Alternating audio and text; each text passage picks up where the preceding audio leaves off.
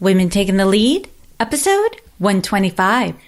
We tend to wait until things are absolutely perfect before we take them forth, and that seems to be a characteristic that does not always serve us well.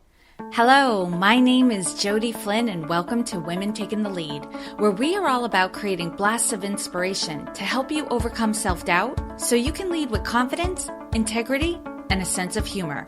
Head over to womentl.com/recognize to reserve your spot in our upcoming webinar on how to be recognized and rewarded for the work you do.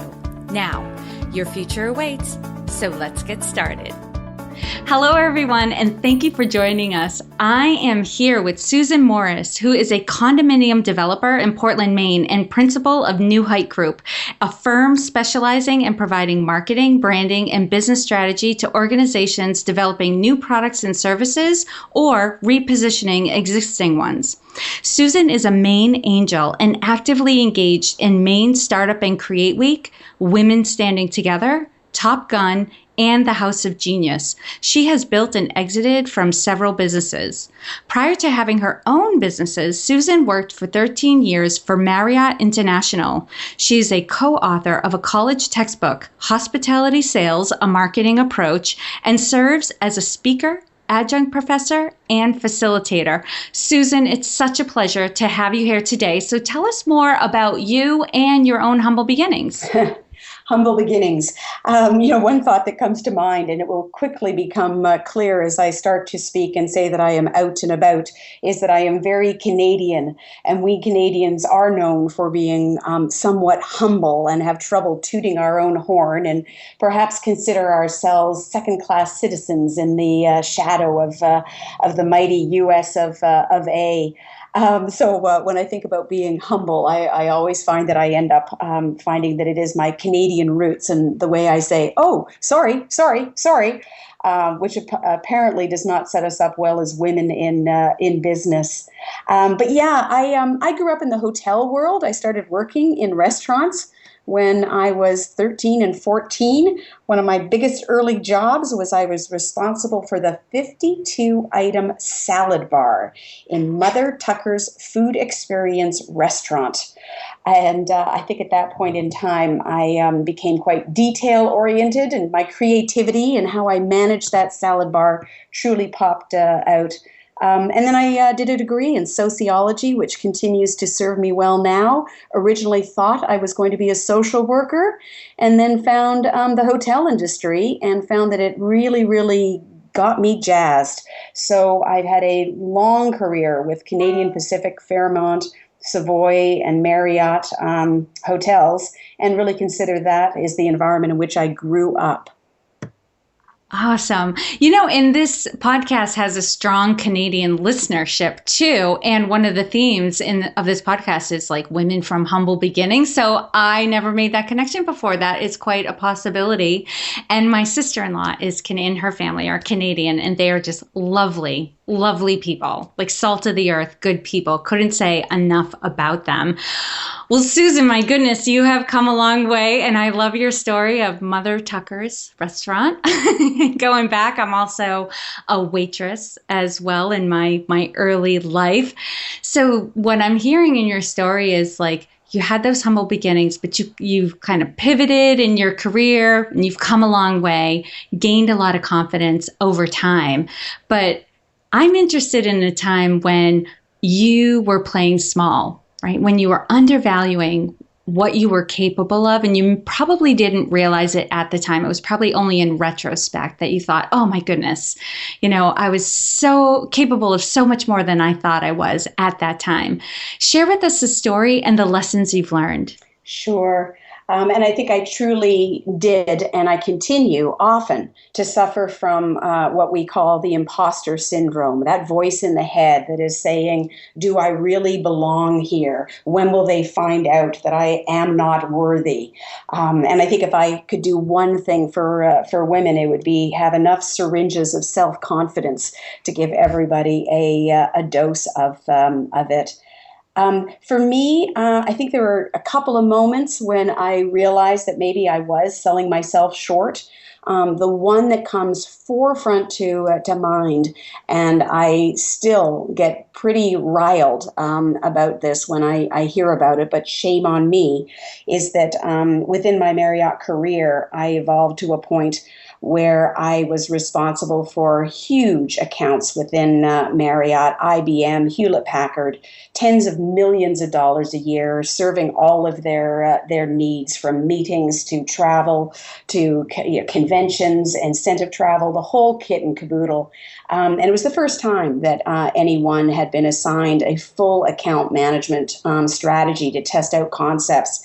And I did unbelievable research with a team, and I just merrily was going along doing the good work.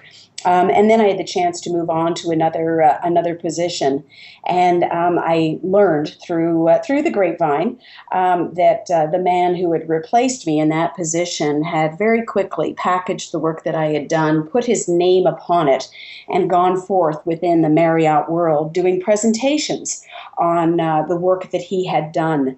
And it was so earth-shattering to me that anybody would do this. It took me a long time to recover.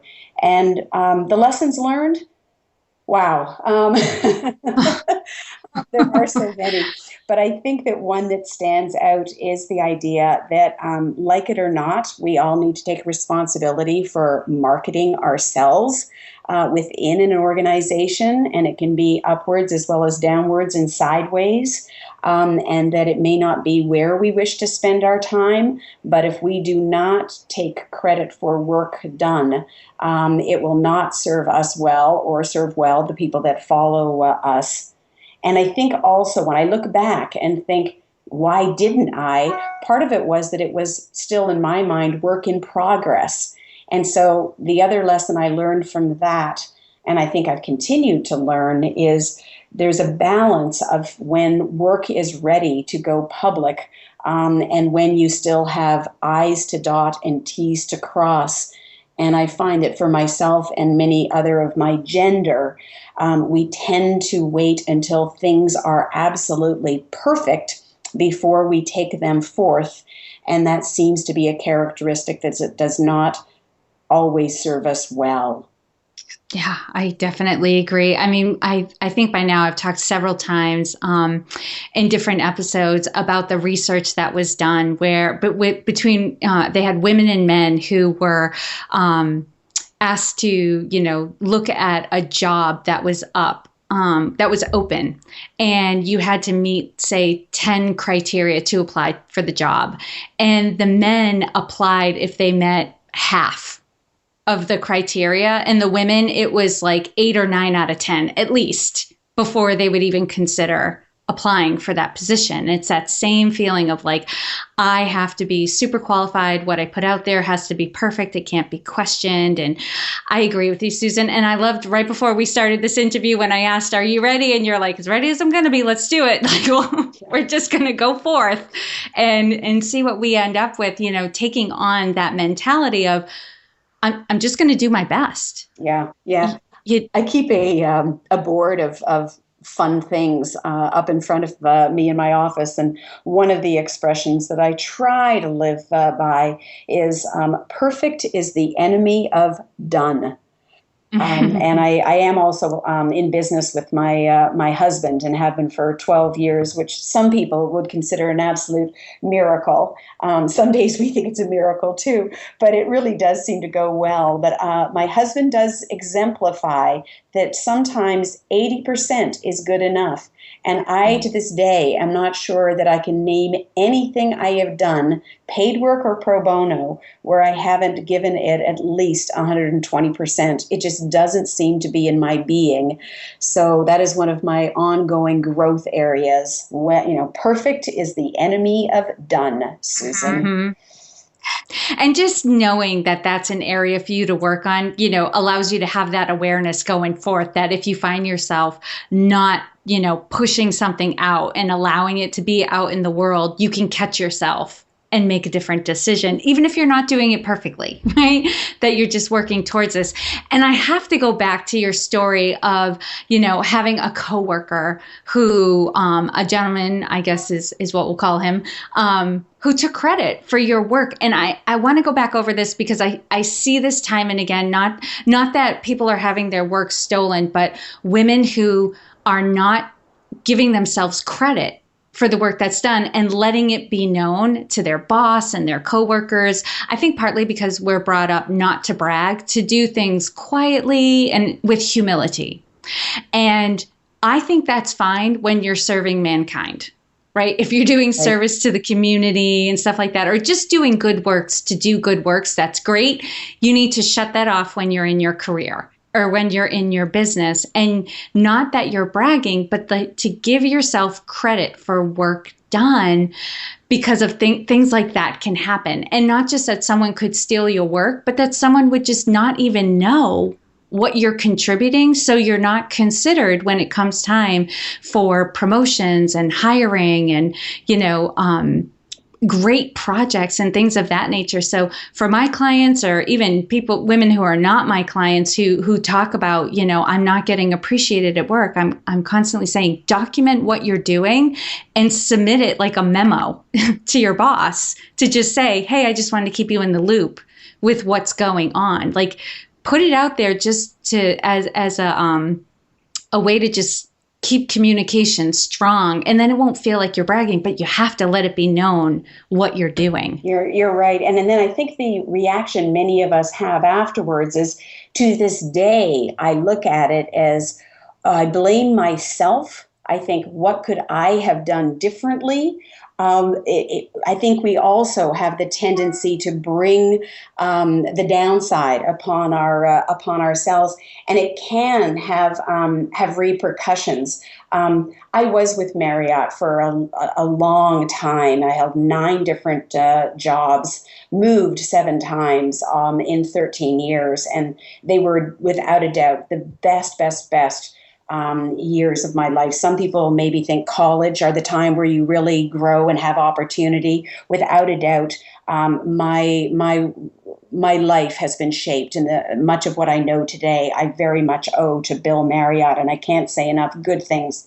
However, I'm leading into 2 stories that are quite different from my first one, where the reason I am not with Marriott today are really because I had some true wake-up experiences.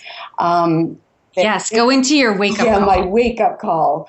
I will never forget the day that I went for a job, and I was competing against 2 men for the position. I walked into my boss's office after it had been announced then the position was not given to me. And I can remember this so clearly. I walk in and say, I just need to understand, why is it that X person received this job? I thought that I was the better qualified person for it. What have I missed? And he looked at me and almost sarcastically said, "Oh, Susan, so-and-so, he's married and he has 2 kids to put through college."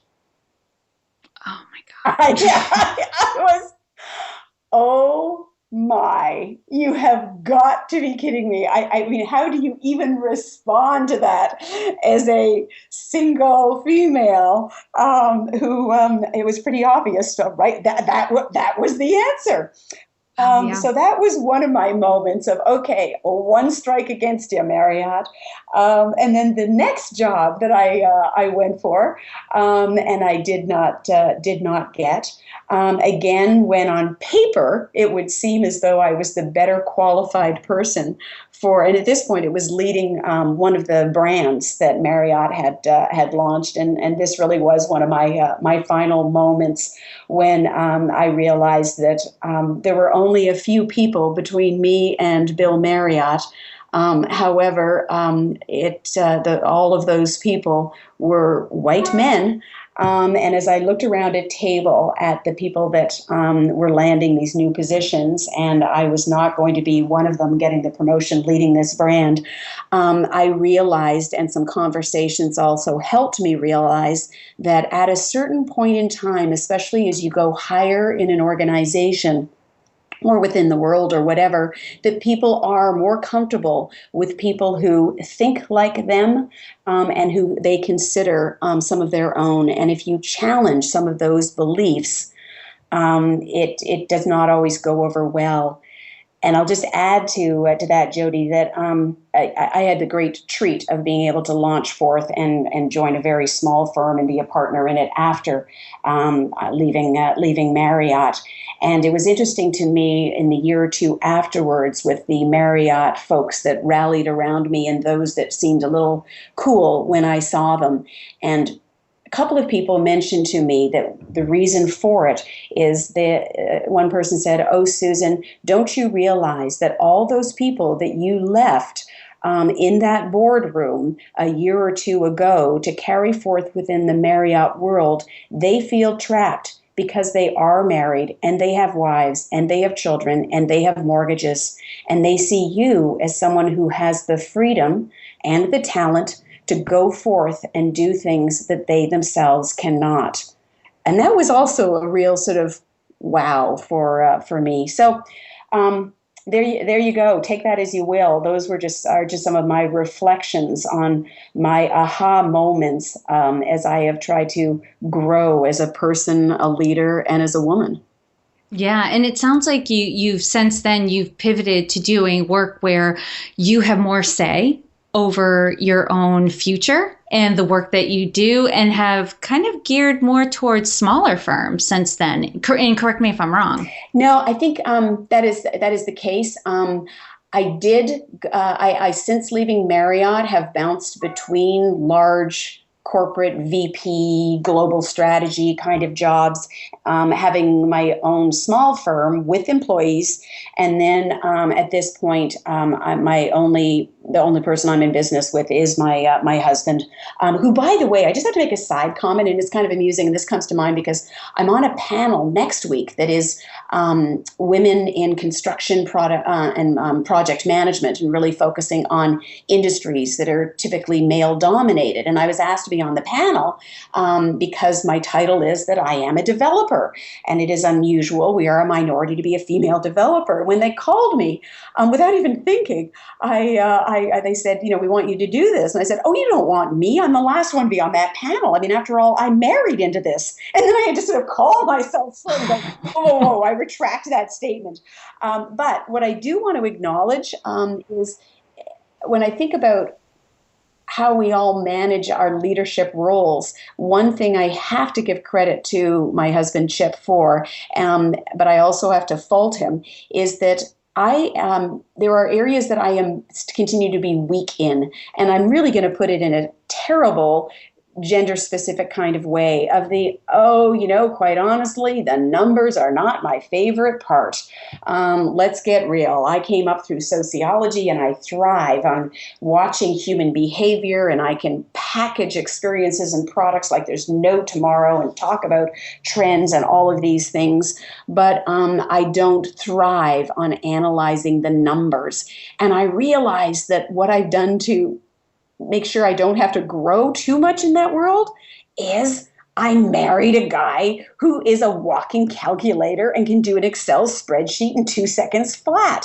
So I sort of have to acknowledge that I guess we all have ways that we make up for what our voids are, and that is one that I have done. Yes.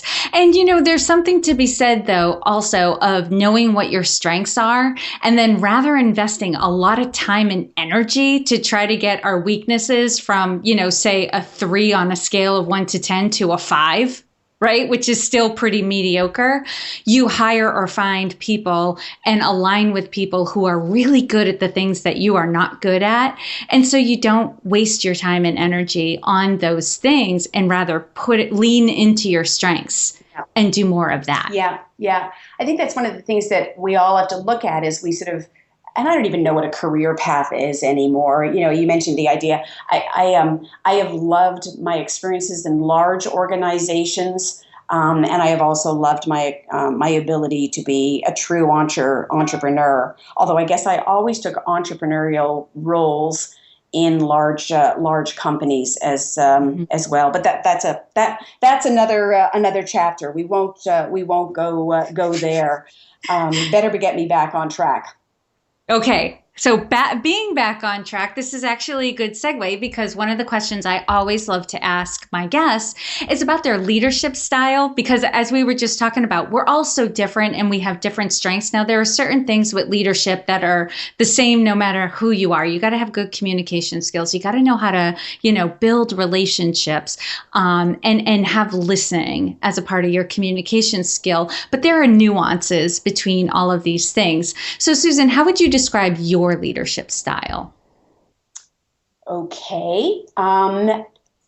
Let me say, because I think you have touched on some of the ones that are, I don't think you can lead if you are not able to articulate a vision, if you're not able to rally people to feel that they believe in your mission and also that they themselves have a role to play in it. So I think those are obvious components of leadership. I suppose that what perhaps differentiates my style is, let's get real. I am an exceedingly verbal person. And one of the ways I seem to be able to lead is that I am quite proactive in being the person to throw out a concept or idea, recognizing fully well that my goal in doing so is at least it gives people something to which they may react. And so that would be one thing. I pride myself on my ability to change my mind and be convinced quite easily to take a different direction. So once I have perhaps articulated a vision, thrown out ideas, I'm so open to the reactions and input people have to it. I am a very, very, very curious person. Love to hear other people's perspectives. Nothing makes my day more than having a paradigm that I have totally shattered. And then I'm quick to sort of pivot, I guess is the word, and say, okay, now I get it, and let's move forward. And that probably is the other thing that I think myself and many women are very good at, is that we are able to think through from strategy all the way to the minute details of execution. And we all know that the devil is in the details. So we're able to take a concept, and I think my biggest success always has been my ability to bring it into fruition with measurable results, and having most of the players all feel very happy that they were a part of the experience.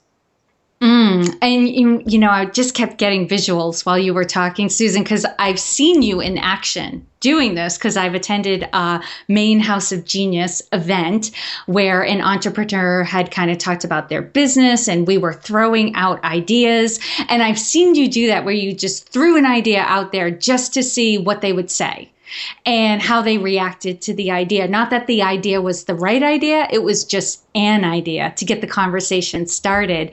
And as you were describing your leadership style, I could see this like 3D holistic approach that you like to take to look at something from all angles so that, you come to, the best solution for now to move forward with, and having that open mind to not have your ideas be set in stone, but rather like play with the ideas and just see what's possible. Yeah. Well, I think there was a compliment in there, Jody, and I accept it.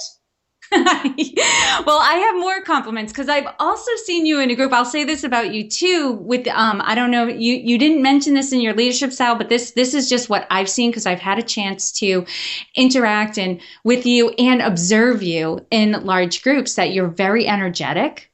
You get people excited, you get people going, and you really always make people feel very smart and very good. I know that's the way I felt around you. Like I just felt seen, heard, respected, and excited. That's the emotional wake you leave behind with people from what I've seen. Well, then I guess we're just going to rule the world and really watch out.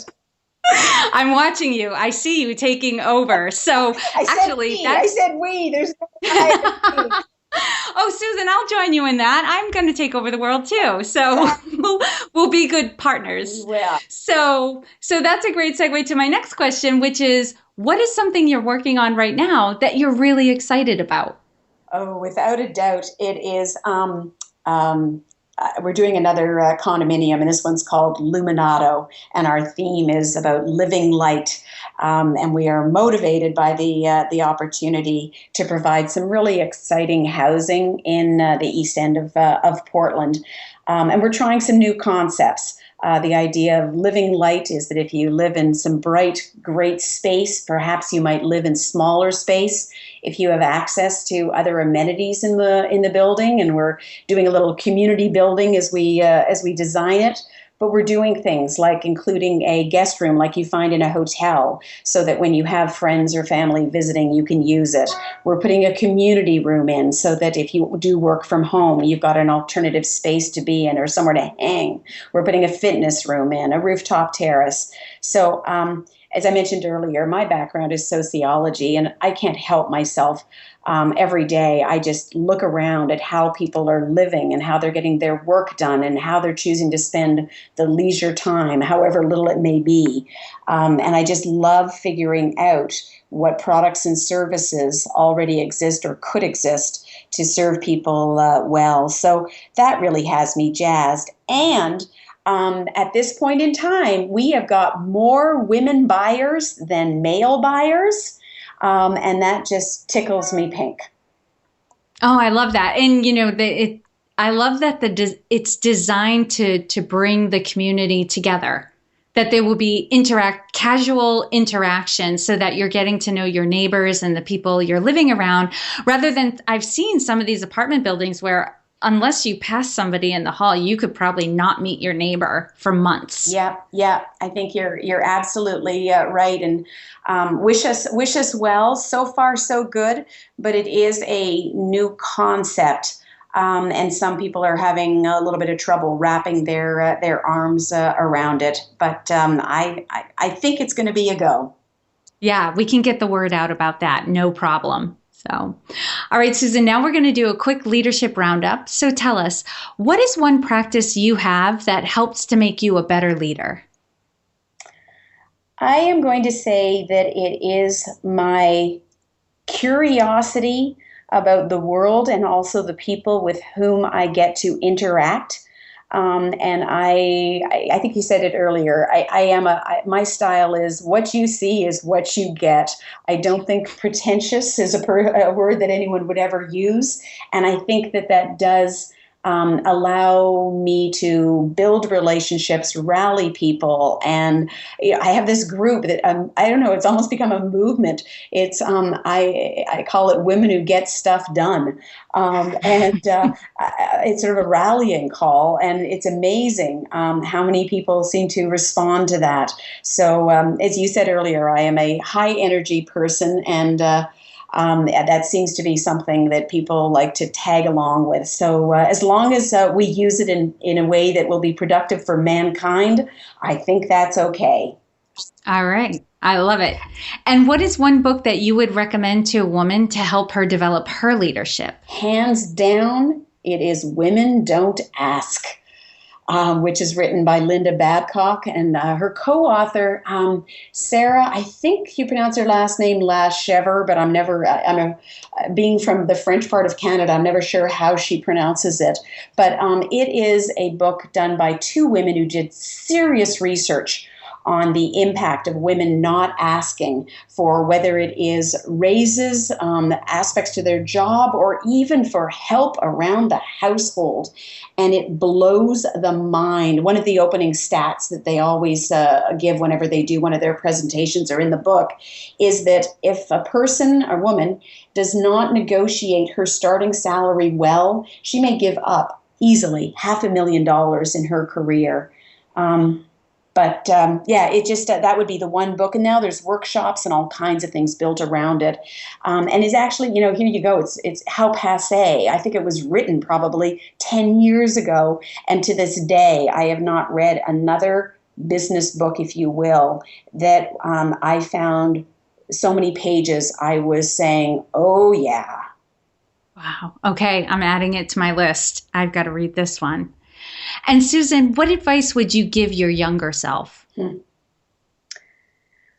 I think that it is the idea that at some point you do toss in the towel.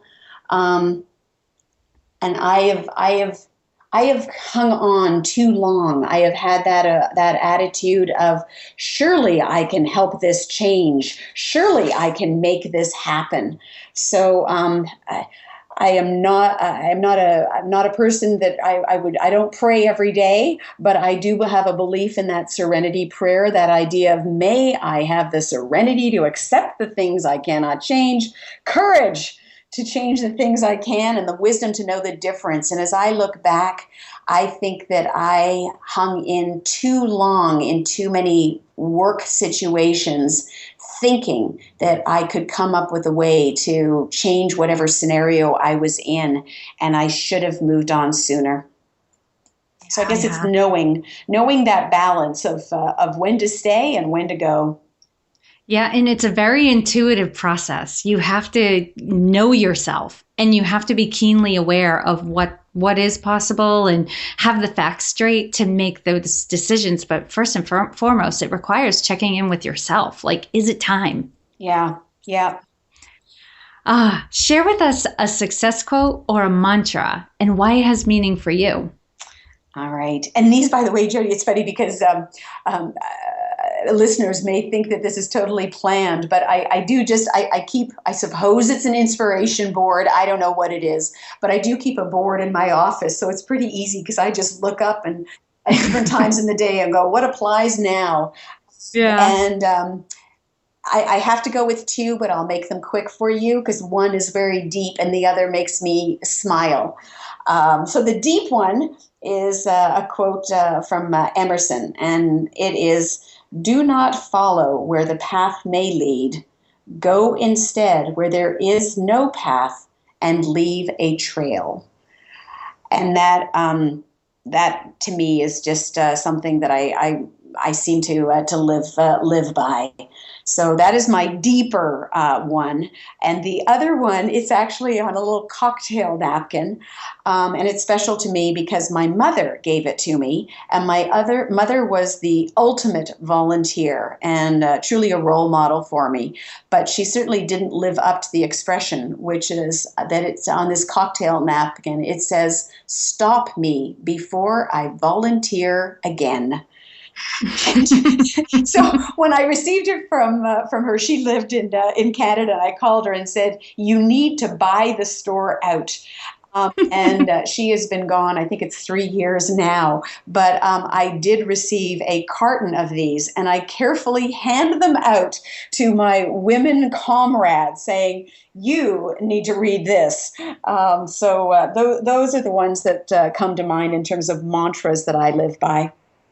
I think that is perfect advice for the women we all know who are doing too much, but keep saying yes when they should be saying no. So I love it. And lastly, Susan, what is the best way for this community to connect with you? An easy way is to go to my company website, and that is newheightgroup.com.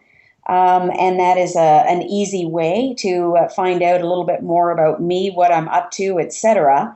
And I am an email person, and my email is susanvmorris@newheightgroup.com. Nice. And for those listening, you can find all the links and resources shared in this episode at womentakingthelead.com. And Susan, thank you so much for taking the time to inspire and enlighten us. We are all better for having met you. Wonderful. And Jody, you're an amazing facilitator. Thank you. I've enjoyed our conversation. Thank you for joining me on Women Taking the Lead. Are you ready to take the lead in your own life? Head over to womentl.com/recognized to reserve your spot in my upcoming webinar on how to be recognized and rewarded for the work that you do. And to strengthen you on your leadership journey, I'd like to send you off with a quote from Marianne Williamson. Our deepest fear is not that we are inadequate. Our deepest fear is that we are powerful beyond measure. It is our light, not our darkness, that most frightens us. We ask ourselves, who am I to be brilliant, gorgeous, talented, fabulous? Actually, who are you not to be? You are a child of God. Your playing small does not serve the world. There is nothing enlightened about shrinking so that other people won't feel insecure around you. We are all meant to shine, as children do.